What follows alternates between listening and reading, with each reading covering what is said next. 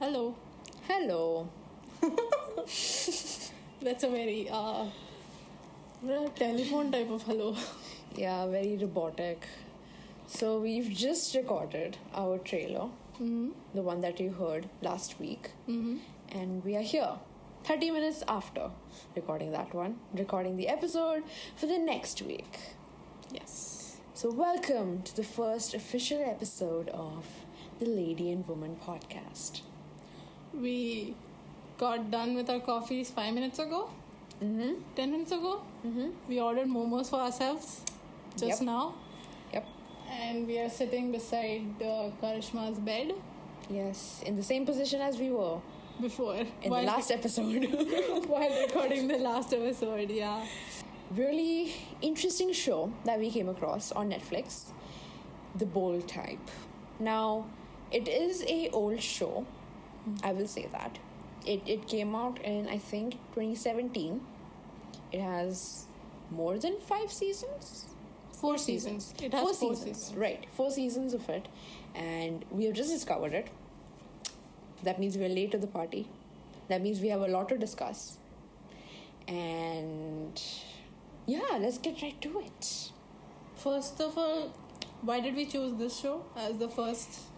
Good question. Show? Why did we choose this show? This show is essentially about 3 best friends, who are working together in the same company and in different aspects of the business. One is in the writing part, one is in the fashion, one is in like the social media department, and they all met through this company, working for this company, and now they're navigating their adult life, young adult life, and just figuring out how to go about it like every other adult is.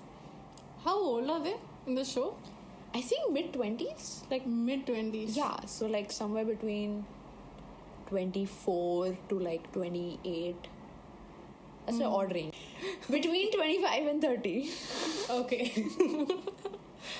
So yeah, so they're not that much elder than us in age. So that means we can legitimately draw parallels. See how much different they are than us. Than us who have gone through 10 years of friendship. Propaganda type. Yeah, we protesting about our friendship. Protesting to who? To the world. Protesting our friendship? That's a weird thing to say. Protesting for our friendship.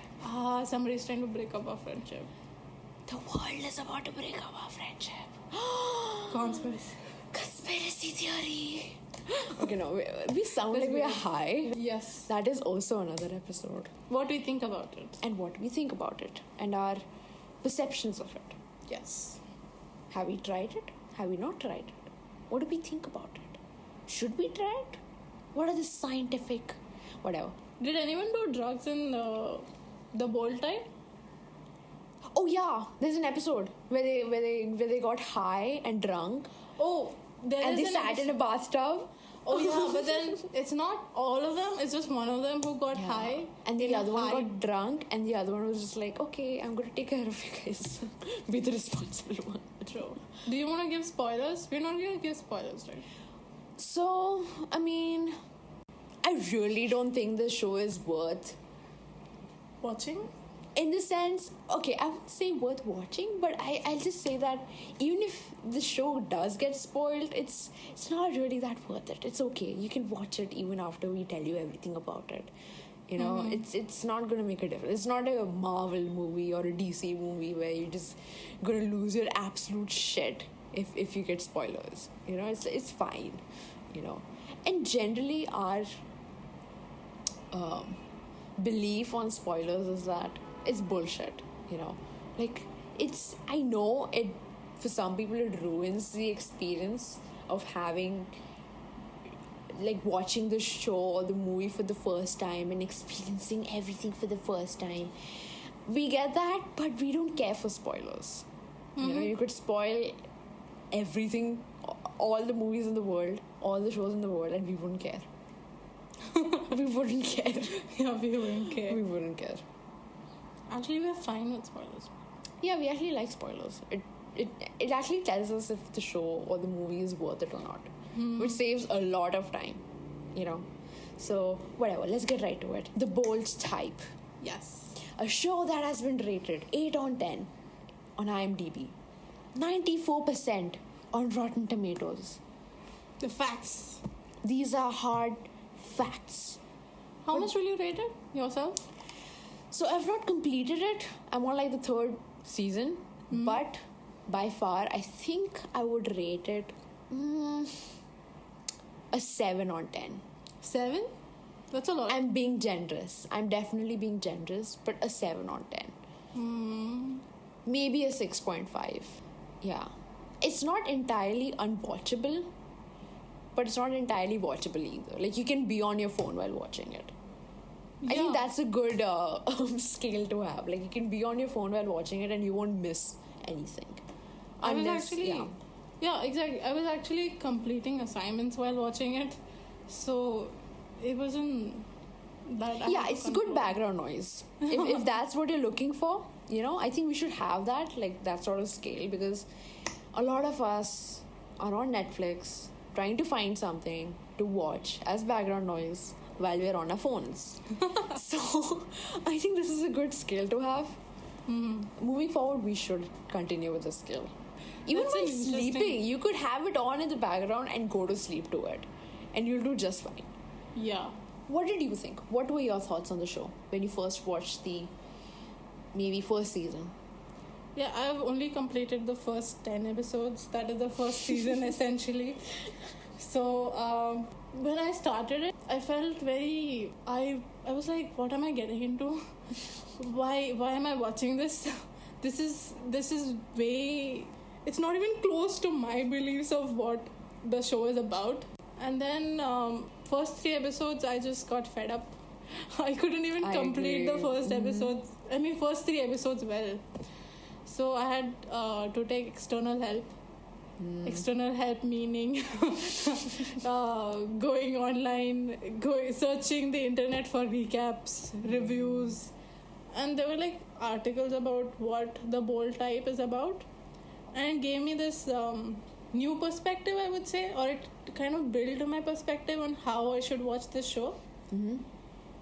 And you definitely need a lens to watch this show. Yeah. You know, you can't have it with like a generalist perspective. Exactly. You need to think about like, okay, so there's going to be a lot of things involved that are not going to be that are not normal to other shows. You know, there's not a lot of interpersonal dynamic as much as personal growth. A lot of the characters go through personal growth throughout the show, and the first season was definitely rough. Oh my god, the first season is so bad. It's so difficult to get through. Like, the music is aggressive. I get it, it's trying to be relatable. It's background music. Keep it in the background. But no, you could hear every single lyric of the song audibly. Every single lyric of the sound. So clearly. yeah. And yeah. So there's a lot of like technical issues with the show. The first season had like a lot of getting used to, especially for characters. Like Kat's character. So one of the characters in the show by the name of Kat is this biracial girl who is so hell-bent on being hetero that she goes, eventually throughout the season we see her going on this journey of discovering her true sexuality, and she comes out as queer towards the end of the season. And that was interesting because I personally, as a serial binge watcher of shows and love for Netflix, I've never seen a show who has gone on this path towards sexual discovery as this show has. Maybe I've not watched enough shows in my lifetime, but it definitely had a different approach to going about this, and I found that interesting. I personally liked Sutton's character a lot. What about you? What do you think about Sutton's character? Well, I don't want to be so straightforward with it, but I don't have any need to sugarcoat anything here. I found her a bit hypocritical. Right. She was being kind of like a hypocrite. Yeah. She found herself to be the most mature one out of the three, but her decisions that she made, Were very... I won't call it mature, but desperate in that situation. Yeah. I think there was a common theme between all the characters where they were all just impulsive.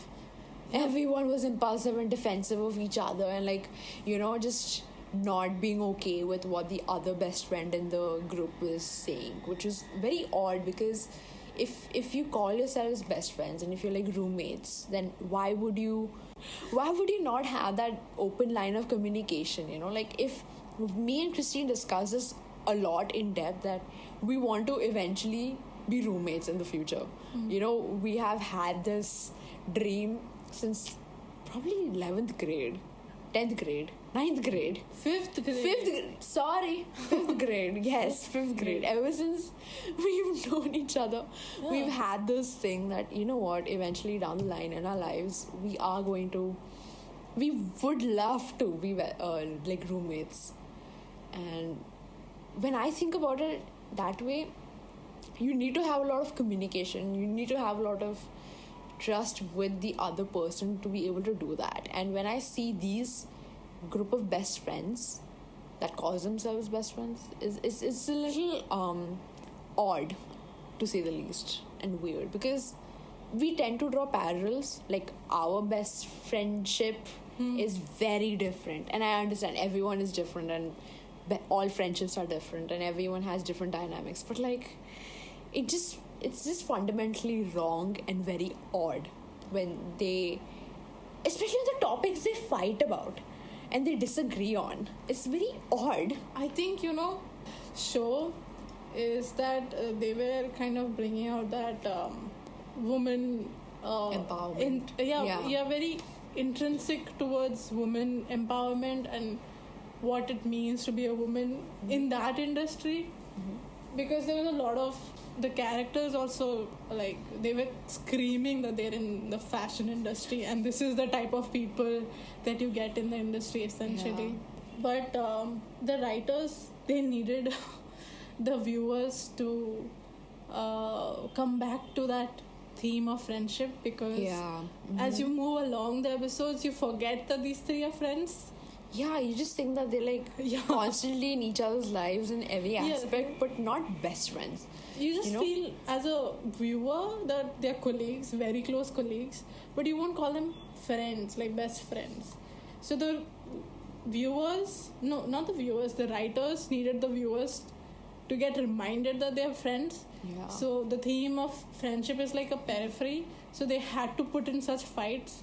And they reconciled very quickly also. Quickly. Yeah, which I get, but it's... Yeah, like the reconciliation part was also weird. Like it didn't feel natural at all. There wasn't a lot of moments. Like some episodes, you could see moments of communication and clarification and like sort of understanding each other. But some episodes were just bizarre. So bizarre. That's why I think the dynamic was super weird. But I would also say that individually the characters are not self-aware. They have this sort of idea about the world and about themselves, which is really like important for me to see in a character in a show, and that's what makes me genuinely attracted to a show. If I see characters being self-aware about the situation, and to a degree I do. I don't want to say favorite, but Sutton is my favorite character. And that's a very low standard I'm setting for the show by saying that, because she has a realistic backstory and I relate to her backstory quite a bit. Like the financial struggles she's had, like the self-made thing, and she wants to do what she loves and be successful at it, and the problems she's had growing up and how she had to be the one taking responsibility most of the time and sort of being independent from a really, really young age. that I like in a character, and I don't see a lot of characters like that written that way in shows these days. So I think one credit I would give to the writers is writing Sutton's backstory. And the thing is, the backstory was told, it was never shown. Yeah, later on they do show. First season, they yeah, never the first season. It's very slow progressing the first season, but when you come to like the second season or the third season, you see a lot of preface. Like there was an episode, I think in third season, where they show the moment they met each other, and it was like a as sort an of assistants. as assistants, interns, all of that. So that was good. Like they eventually came about showing the entire backstory, the flashback moment of how they met and how they bonded and how the fashion closet, quote unquote, came to be their, place of sanctity. These are our characters. Jane, Kat, Sutton. They are our main characters in the show. Then there is one main support also, who is the godmother, the mother who raises them in the industry. The editor-in-chief of the magazine, Jacqueline Carlyle. The strongest name I've heard in my life. Yeah. It is the most powerful name. Jacqueline Carlyle. I think the actress also matches the name. It does. She's an amazing actress. She I is forget her good. name, but she was in The Office. Yeah. She is so good. I love her acting. I love her as a character. I love every single piece of work she's starred in. She's amazing. Like, she's so talented. Holy shit. I would like to see more of her, actually. Yeah. More of her development Yeah. and how she came to be. So later on there is major development. Like, they're trying to like sort of kick her out and saying that she's like out of style and she's, gotten over her golden years and whatever. So that was like a good moment we saw. But she is like a mother figure more than a boss. She's always there to help these three girls out more than anyone. She bails Kat out of jail. She guides Jane through her journey Writing. through self-growth and writing and all Yeah. that. She does all of that. And even for Kat, like, she's there as a mentor and How to be a good boss. how to be a good boss and just teaching her how to be good at business more than personal life. But it was I just think- like, There is a certain aspect about personal life as well when she was trying to understand what Kat was going through while her identity as, can I say lesbian? yeah, of course. Yeah, so You can. It's a valid So- term. She calls herself a lesbian, so I think it's okay for us to call her a lesbian but she's definitely queer in nature. yeah. We don't want to get cancelled. We're like second episode in. Those are our characters till now. Then we have our support, who Are the men the of men. the show. There are barely any men. There are like two I've identified in the first season, which is Alex, and the other one is Sutton's boyfriend. I don't remember. Richard. Right. He's like really like been in the acting industry for a really long time. We barely know the men. Yeah, we And, barely know any backstory about the men. We don't see a lot of There is Jane's character boyfriend traits. also. I forget his name. Pinstripe guy. Yeah, he's called Pinstripe, but that's not his actual name. They call him that because he works for a magazine under the same company that Scarlett is a part of. That's called Pinstripe. Pinstripe is, I think, like a men's magazine, sort of like a GQ Yeah. in their world. Oh yeah, the first episode itself, when they had the meeting with the board of directors, and in the elevator scene after the meeting,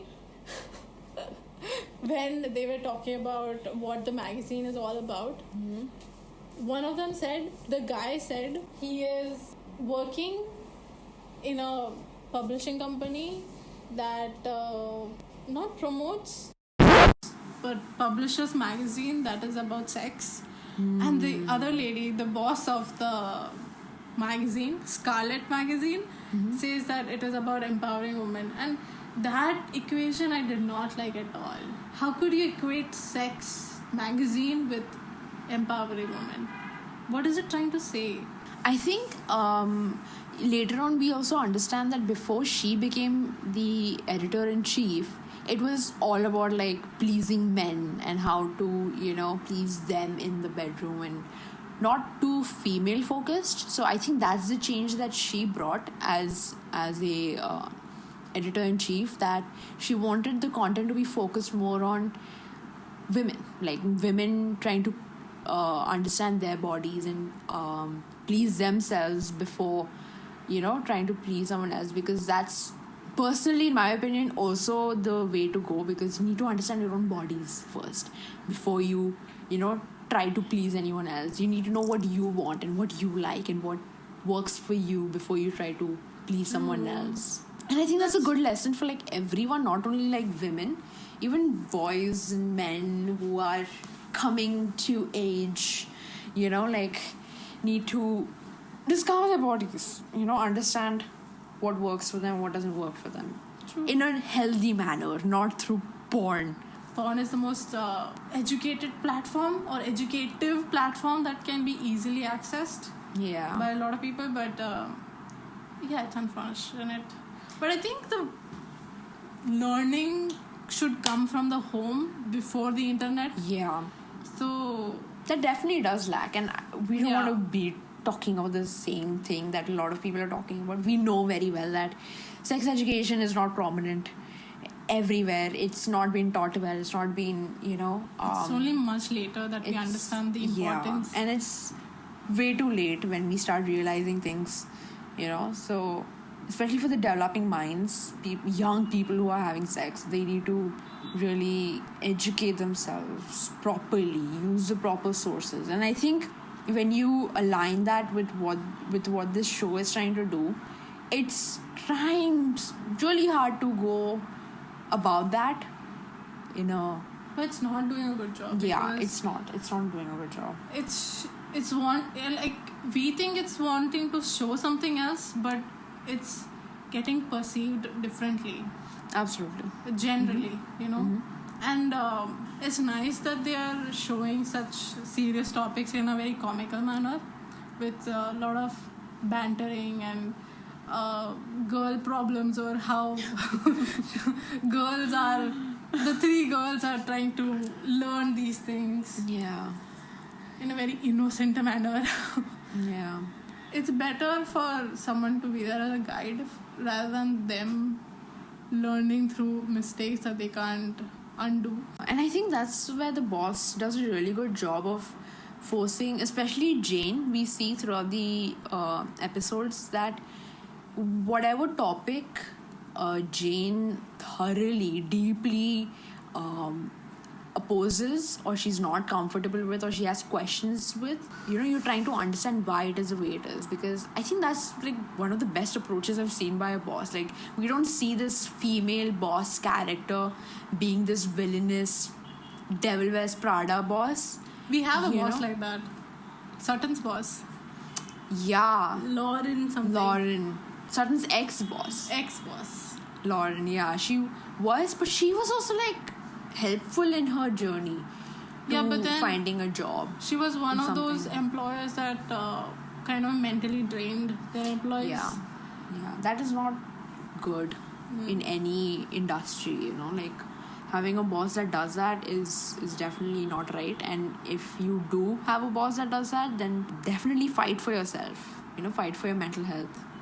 Yeah, and then we barely know anything about the guys. Like, is there? Yeah, except for like in a relationship / friendship / sexual way, we don't get to understand and explore the men's lives in this show, which is sad.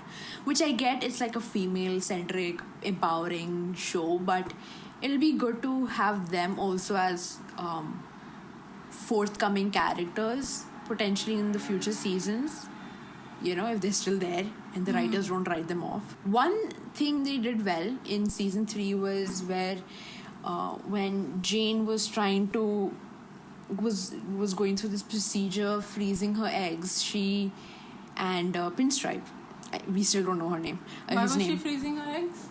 She was freezing her eggs because in season 1 we saw that she got diagnosed for a positive mutation for the BRCA gene, which is the breast cancer gene mutation that one has, and a lot of young women are getting tested for it, which is good, which I found really interesting because that was informative. I didn't know that young women could be diagnosed for something like this, so it taught me something for sure.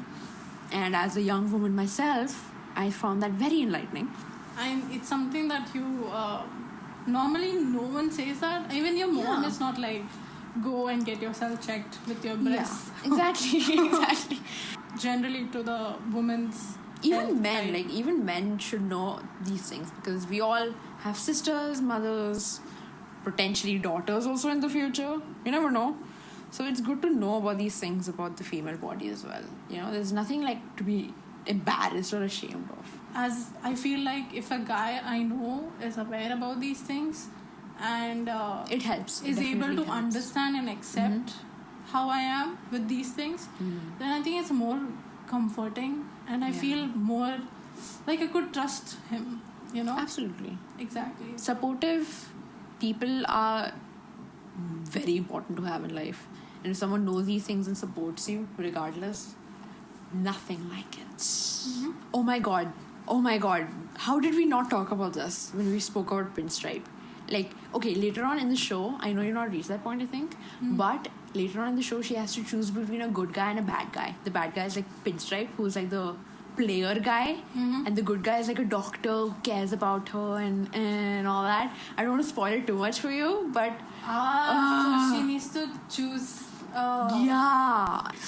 The bad guy, good guy trope is there. Yeah. Amazing. Like the triangle, the love triangle, and the and obviously, Miss Jane Sloan here chose the player guy who promised her that he will change and be a better person, and I can't be a better person without you, Jane. Like, I want to be that guy for you, that supportive guy for you, and oh my god, that pissed me off so much. Just seriously be rational at least. Yeah. This is not just about love and everything. It's about you, your life, and your future. Yeah, I know, right? And why not just choose something that's comforting and stable and nice and positive? You know, like, I get it that women want to be these saviors of men that are too far gone, and without projecting too much about my own, women should not do that. See, situations like that can get toxic real fast, real quick, and it's, you get out of it as soon as you can. You know, if you see a red flag, run like a bull. Just run. I'm not even kidding. It's not healthy to be in a toxic relationship. It's so freeing. I know it's easy for me to say this, and words are so much more convenient than actions and getting to it, but just do it. You know, it'll come to you one day, and it better not be too late for you. You know, if it's abusive, if it's toxic, just get out. As far as we have seen, Jane is one man type kind of girl. She cannot have a harem for herself. Oh my god, no. Oh, speaking of harem, like, that's a massive anime culture universe reference. If you don't know what a harem is when a guy has multiple girls for himself, or girls who are interested or like who are interested in him, and he's also interested equally in all of those girls.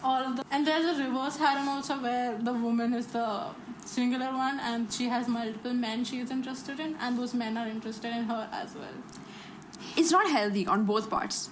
You know, like, it's a fantasy for a lot of people, you know, to have a following of guys and girls, but just no. It's too complicated, it's too dramatic, it's too much bullshit, and it's not good for yourself. I'm no one to judge. Yeah, if you can manage such a thing. Yeah, man, good for you. Yeah. Go, girl. Good for you. Oh, I'm mad. Why are you mad? I can't stop drinking this. and I'm very hesitant to drink this. Why? It tastes like candy. Still, but I'm very conflicted.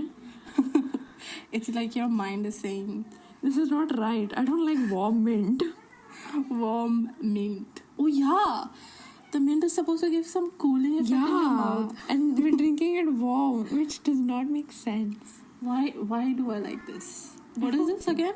Peppermint green tea and With honey. Oh ho. My signature. I choose to put honey in everything because honey is, The funny thing is, we're drinking this in a coffee cup. which is sort of heart shaped, which is cute. It's a heart-shaped coffee cup. It doesn't taste the way it smells. Can you smell something? I can't really smell. I can, and I don't like the smell. What is the smell? It's warm mint. Warm mint. That is the smell? Yeah. That is exactly what it tastes like. Come on. Like, you know when you smell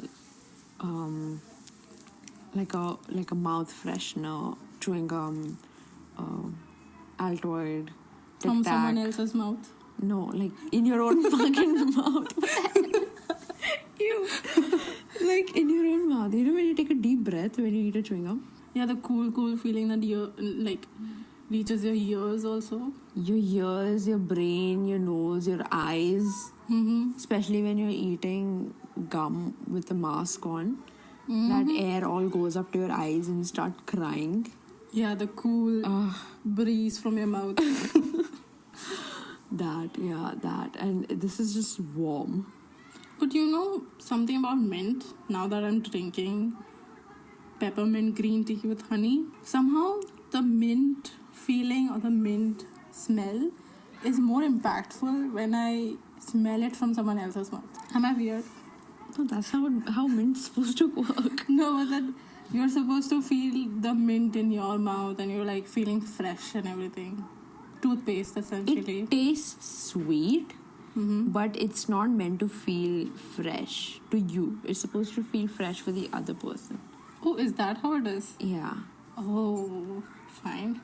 That's why Learning new whenever you're things. around someone who constantly chews on gum and constantly has some Altoid or Tic Tac or something in their mouth, it's always breezy, airy, cool, fresh. It remains impactful because that mint is in with something else in their mouth. No, not coming from a person. Yeah. When it comes from a person, no, but like when it's just generally there, that scent. Oh, you're talking about perfumes now? Yeah.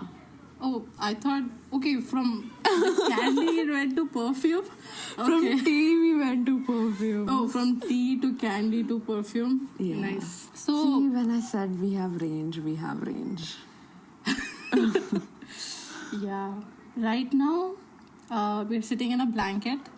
Yeah, we're sitting under And under a one blanket. single blanket. Yeah, one single blanket. Scooted together, slouching, and sipping tea. She's done. I'm not, obviously. I liked it. So, like the first half of the episode, we were drinking coffee, black coffee, and then now we're drinking peppermint, honey, green tea. You know, I think I have a thing for hot beverages that have nothing to do with milk.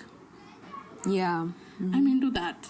I realize that right now. I think we should have an episode on you rating and talking about all the drinks, hot beverages that don't have milk in them. You know what? Next time, or probably any time, we have the opportunity, we'll go to Starbucks, we'll order a few drinks, and we'll rate them. Yeah, we should do that. We should go to Starbucks, recorded episode there. Yeah. And then it'll be fun. Yeah, it'll be fun, really. Yeah. Curry. I wanted to ask something. What? Oh my god. Do you I don't remember like it the when first? you do that. Why? I'm very What do you expect whenever? that. Oh my god, what's about to come my way? Oh, just wanted to ask how we met.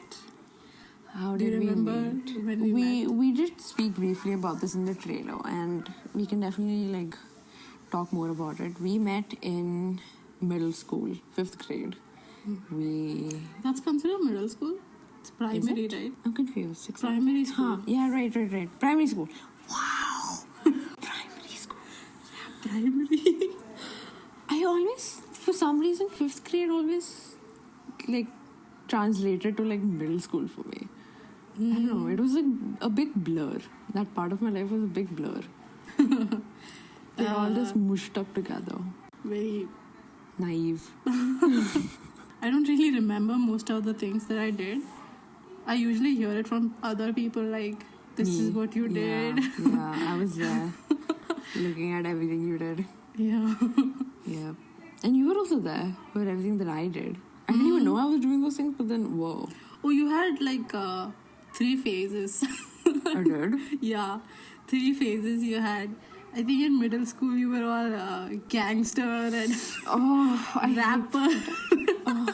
Actually, I think middle school or high school, like 9th grade. Middle school. What? This was before Checkpoint. And Checkpoint being our 8th grade, Cambridge Checkpoint. Yeah. God, we were 8th graders and we had boards. Seriously? Yeah, pathetic lives we had. Always studying. But I think it's made us better. I think even my mom always thanks the education, the international education we received. You know?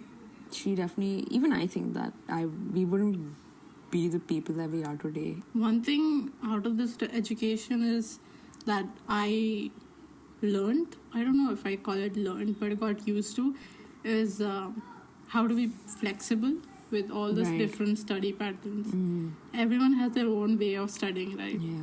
Or teaching. Academically, we were very similar. That's true. Like, we both almost got the same marks every single test, every exam. Like, maybe a mark up or down. That's it. But we always scored almost the same. It was very interesting to me. I was like, how are we doing this every exam and every test and every... Yeah, that was also... There also came a point where we ended each other's sentences. Yeah, we got 2 in sync and that creeped us out. Somehow we just knew each other what... Like, we knew what the other person is thinking, what they want. We just somehow knew. I think it's just like a best friend thing. At that point, like, we just absorbed each other's personalities in such a manner that we knew what the other person was thinking. Just thinking about it is so weird. It's fine doing it, like, I mean, it's fine even watching it in shows, you Yeah. know, like when we see best friends on shows like the Bold Type, you know, they always complete and finish each other's sentences and always know what the other person is thinking and all of that. But then, that must be nice. But then when we do it, it's like, why the fuck are we doing it? Or, excuse me, why are we doing it? What the hell? Every time we used to give each other this strange look, like, lady, you stay away. Exactly, lady. See, we call each other lady and woman way before we even thought about the name of our podcast. I started calling you lady in high school, sometime in high school, and kind of stuck. And then when you called me lady, I called you woman. Which just perfectly aligned. And, you know, we were destined to have this podcast name. Yeah, so that's the history about the name of the podcast. But do you remember 5th grade, our favorite teacher? Yeah. How you were introduced in class? You had 2 teachers come inside class to introduce you. You remember that? We were like this 6 fetuses, and there were like 2 teachers, one from the 4th grade and one our own homeroom teacher there present in the room to introduce you. Yeah, I think I don't remember that part. You remember that? You didn't? You've come to the end of the first part of our first episode. Catch the second part next week on Wednesday on all platforms. So remember to subscribe, follow, like, review, anything and everything, and share the links. Let people know about the podcast. We would appreciate